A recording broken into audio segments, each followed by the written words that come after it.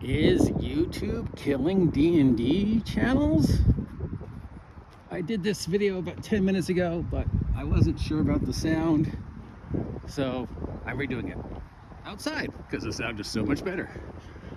So if you may have noticed, one of our fellow YouTubers, How to Be a Great Dungeon Master, has just announced that they're going to be discontinuing their current content. Man Shorts has also just announced that they're going to be discontinuing their current content, and Professor Dungeon Master just made a huge video about how he's pivoting the direction of his YouTube channel because the YouTube algorithm no longer supports D&D tubers the way it did a year ago. It has now a very established precipice, and once you reach that precipice, YouTube is not going to keep supporting you. So if you're jumping on the YouTube tabletop role-playing game content bandwagon right now, I don't know what to tell you. If they're telling people like how to be a good GM, you've reached your limit, buddy. So if you're not familiar with How to Be a Great GM guy, he has been doing this forever. He's one of the originals, you know. He's been 10, 12, 14, 300 years of making YouTube Dungeons and Dragons dungeon mastering type of videos. He's like one of the people that inspired people like me to do what we're doing. You know, back when I was just first starting this 10 years ago. 10 years ago. Yes, 10 years ago. Maybe 12 years ago, actually. I'm not sure. Anyways, he noticed that his numbers were petering off. That videos that had gotten 800,000 views a year ago, now we're only getting 2 or 3, which is still nothing to laugh at for somebody like me who's lucky if he gets 10 views. But for somebody who is experiencing that many views to suddenly lose that many views, it is quite substantial. So bravely, he had the wherewithal to actually go to YouTube headquarters there in London and talk directly to them. He went to them and said, hey, I've reached this precipice. I'm noticing my numbers aren't really growing or changing. In fact, they seem to be going down. Can you help me? And yes, if you are a certain level of YouTube appropriateness, YouTube does actually offer classes on the video, on the phone, and you can even go to the office and take classes on how to make your YouTube channel more YouTubey, more likely to entice the mysterious goddess we refer to as algorithm. Actually, God, I guess. Al is a male's name? All right, whatever. Allison Go-rhythm. And he was told by YouTube in no uncertain terms to basically fuck off. They weren't going to support his channel anymore. Now, they weren't saying, hey, we're going to take you off. We're not going to post your videos. You can do whatever you want with your channel. Just understand, as far as the algorithm is concerned, you've gone as far as you can go. When people do searches for D&D, tabletop role-playing game content, your channel's not going to shuffle to the top of the algorithm. The algorithm, as for now, considers you persona non grata. You have reached the end of the road. Maybe you need to start another channel. And I can just imagine this scene was probably some snot-nosed YouTube intern going, yeah, well, I'm sorry, your channel has just gone as far as it can go. The algorithm no longer considers you worthy. So Guy is shutting down the channel. He's not taking it off. Whatever's on there, God damn my shoes. Whatever on there is still going to be on there. But he's making new channels. He's diversifying because this is his livelihood, just like I'm diversifying because this is my livelihood. And after, you know, so many years of trying to make this, you know, as monetized content with sponsors, I'm realizing that's not happening. And I need to diversify. I need to focus more on the product. I need to focus more on other channels like Twitch. I need to focus on where the kind of content creators I want to be around are. Hold on, I'm tying my shoe. And where I can find people, you know, who appreciate what I have to say. And let's face it, right now, Twitch does seem to be the promised land, because plus selfishly I want to meet Iron Mouse and Huckrow. But yeah, so, and Professor Dungeon Master in a very well thought out video describes, you know, why so many different of us are pivoting, and why perhaps the YouTube algorithm doesn't consider us as worthy as it did a year ago. And Professor Dungeon Master talks about how like he's got a crappy amateur video from where he just started that had like, you know, went viral and had 800,000 views, and then he compares that to a video he made like a year ago, much better quality. Hi, how you doing? Hi, doggo.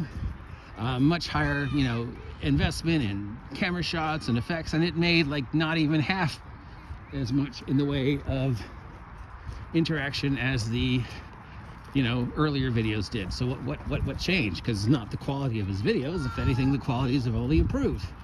Is it that the audience has aged out? Is it that it's just not there anymore? Is it just that our attention has turned to perhaps YouTubers who are doing,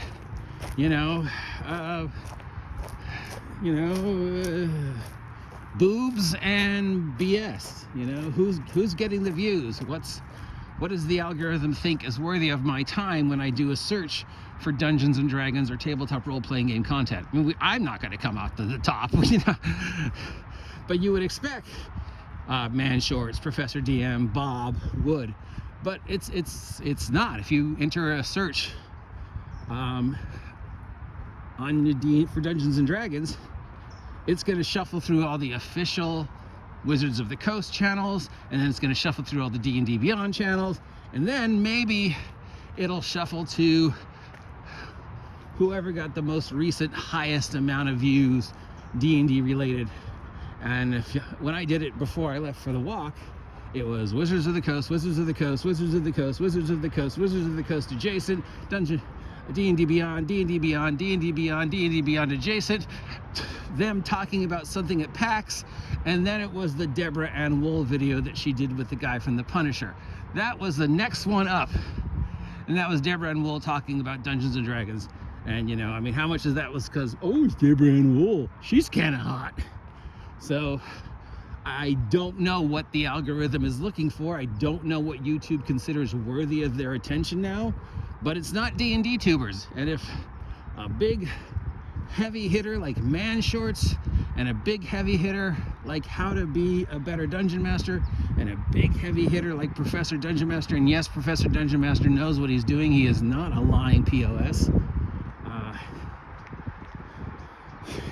Can present you with the numbers and the wherewithal and show you exactly how it's changed and why it's changed and why we as YouTubers need to change with the times. It's something you have to accept. Now, here's where I play devil's advocate. And here's where I maybe say something a little snide about our friends at Critical Role. Critical Role is the best, worst thing that's ever happened to the hobby. And for people who didn't do what I do, Critical Role is the best, worst thing for us. Because Critical Role opened the door for every Tom, Dick, Harry, Vulture who had access to a YouTube and a few minutes to talk about D&D. It muddied the waters. Everybody and their dog wanted to talk about Dungeons and Dragons, whether positive or negative. Which initially saw a huge spike. The algorithm went insane. I've even got a video that had 20,000 views from like a year ago. Me! I got 20,000 views. It was a one-time thing, but still. But that's petering off. Critical Role is diversifying. The other big guys are diversifying. Everybody's making their own game. I made my own game. Bob made his own game. Critical Role's making their own game. Matt Caleville making his own game.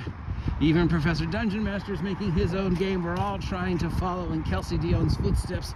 We're all trying to milk the teat of that YouTube indirect connection thanks to post-Critical Role YouTube. But now those numbers are dropping. Critical Role is not seeing the videos it used to see. They went to Twitch, and then from Twitch they made their own channel. I don't know the numbers for Beacon. I assume they're as high, if not higher, than what Critical Role used to get, which was in the millions. And they made that because they saw the environment was changing. They realized that in order to control the monopoly of their viewership, they needed to make their own thing. I had kind of always predicted they would, or somebody would, but yeah, they did a thing. It's Beacon, which I assume is doing well. So they diversified, and you're seeing the rest of us diversify because we're seeing the writings on the wall. The money isn't there, the wherewithal isn't there, the interaction isn't there. Hi, good morning, Happy New Year. So the algorithm is going, you know, I'm not seeing this many people. This isn't worth my time. Your channel has gone as far as it can go. I'm not gonna feature you. You're gonna be shuffled to the bottom, and some younger, fresher, more vibrant channel is gonna get my attention. Does this mean it's a good thing for smaller channels like myself? Or people who's just deciding to start now, like Jeff Gamesbox? No, probably not. It's probably not a good thing. It probably means that, you know, you have to look at who is making the big money on YouTube right now in this neck of the woods. And it's, you know, is it the people who, you know, just make videos where they talk crap about other people? Is that what's getting the wherewithal? No, it's not. I can think of 2 or 3 different channels who've decided to jump on the "you're doing it wrong, you're inadequate, you're inexperienced, you're a POS" school, and you can see their numbers aren't changing. I mean, one of them was lucky to hit 2K in subs, but then recently lost that because people are tired of the negativity. They're tired of 20 minutes of temper tantrums. That's not our attention span. Our attention span is TikTok. Our attention span is shorts. What are my videos that are making the most numbers? It's my shorts. A video of Steve, my cat, playing with a piece of paper gets more views than a video of me talking about an important change in Dungeons and Dragons. The attention span of the audience is different. The audience is different. That post-critical role, post-COVID audience is gone. You know, and if you just springboard this into entertainment in general, and people are always questioning about why Hollywood did this, why Hollywood did that, why Hollywood changed this. And it's very simple. Money and attention span and algorithm. We're changing things because we know we don't have 100% of your attention anymore. Even if you're watching a movie in the theater, chances are you're also on your phone. If you're watching Netflix, chances are you're also on the phone. If you're watching YouTube videos, chances are you're also doing something else. Whether it be playing a video game, writing, whatever. Your attention is no longer focused 100%. YouTube understands that. The algorithm understands that. I understand that. That's not what the brains of the audience of today wants. It's got to be quick. It's got to be easy to digest. It's got to be heavy on the action early on. And it's got to be light enough that people can have a general idea of what's going on, but still be on their phone or doing something else, right? And you see that in the direction movies are taking, and you can see that in the direction YouTube videos are taking. Shorts. YouTube is focusing on shorts. You know, I just got a thing about how I can make my shorts 60 seconds instead of 15 seconds, and I'd reach some plateau. And then a few days later, I got another thing where I can make my shorts up to 3 minutes. Because that's the average attention span as far as the algorithm is concerned. So having this very devastating news laid at his feet, how to be a gate GM is very great, has decided to step away from that channel and focus on other channels and focus on other things to bring money to the table, to get his product out there, to focus on Kickstarters and Patreons, because the algorithm isn't going to do the job for you. And if the algorithm isn't going to do the job for big heavy hitters like Professor Dungeon Master anymore, what's it going to do for small fish in the sea like me, you know, who are just trying to keep you guys entertained and share some news with you and what have yous. It doesn't bode well, which is why you're gonna see me diversify. You're gonna see other bigger YouTubers you diversify. If you're just doing the same video every day where you're just complaining about people or comparing something to a movie or just shit talking, that's not what the audience wants. If you're just gonna make 20-minute videos about how to make a barbarian the most barbarian you can make, well, we can see that's not what people want. If you haven't gotten my attention in 5 minutes, you probably haven't gotten my attention. Hell, at this point, if you haven't gotten the audience's attention in the first 15 seconds, you probably haven't gotten their attention. That's why the clickbait thumbnail is so important. That's why those first 5 seconds is so important. That's why saying thank you is so important. That's why being nice and positive is so important. Good afternoon. Is that Scott Stanger? Right? So there you go. That is the revised version of the story I did before I left for the walk, because I felt it was newsworthy. Unfortunately, it's not great news, but it's not horrible news, because none of us are going away. We've made our foothold here. I'm going this way. Which way are you going? We've made our foothold here, and we're not leaving. But I'd be lying if I wasn't saying, Tuesdays and Thursdays, I'm on Twitch now. I'm not doing YouTube. There's no reason to. I've got my YouTube schedule, Monday, Wednesday, Friday, Saturday.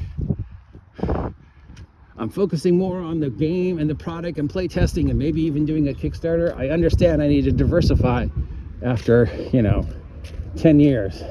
But I'm not going away, because I've got almost 2,000 people who have stuck with me for this long, who appreciate what I have to say generally. And I am far too grateful to ever abandon you completely or start insulting you or whatever these guys do. But I'll also be the first to say, I don't know what you want anymore. I don't know what the algorithm wants. I could, guess. It's probably tits, but I don't really know, right? I just wish each and every one of you who have been doing this for a long time that you're just doing it because you love to do it and not because you think you're going to get rich. And if this is your livelihood, I hope you can find a way to spin it off into something else. Please, because we don't want to lose you, but we also understand that, you need to keep a roof over your head, and this is your business, right? And so yeah, and for anybody who's just starting out, who's only been doing this for a little bit and are like looking at the golden, oh, I can hit X and start making that sweet, sweet, sweet money. But now you're looking at this and going, well, is it worth my time if YouTube is telling me we're not gonna support you anymore? And I don't have an answer for you, my friend. I would hope you keep doing it, because I want each and every one of you to be successful. And for every naysayer out there who just posts videos about how awful some aspect of the hobby is, there's 20 other of us who are just grinding every day to try and just show you the love that we have for this wacky doodle hobby of ours, and how much we want to make you a part of it. And if I hit 2,000 subs, great. If I don't, great.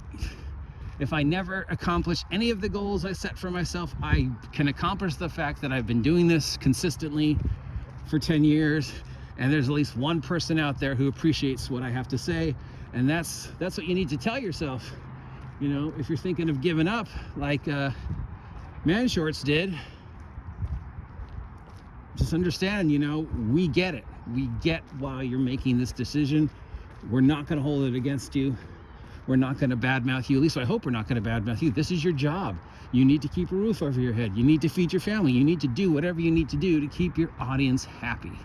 And that means if you have to adapt and change, great, because the audience is fickle, and they're certainly not going to hang around if you're a negative Nancy, telling them that they're, you know, calling them names and stuff.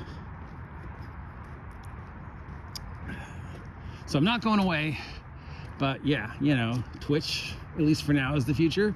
Publishing is the future. Playtesting is the future. Maybe doing a Kickstarter is the future. Possibly getting out to cons. I don't know. But like the rest of us, this is my job, or at least one of my jobs.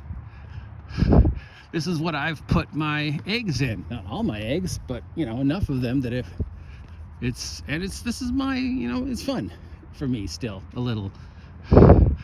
But I am also aware that the industry is changing, because the Critical Role fad is over.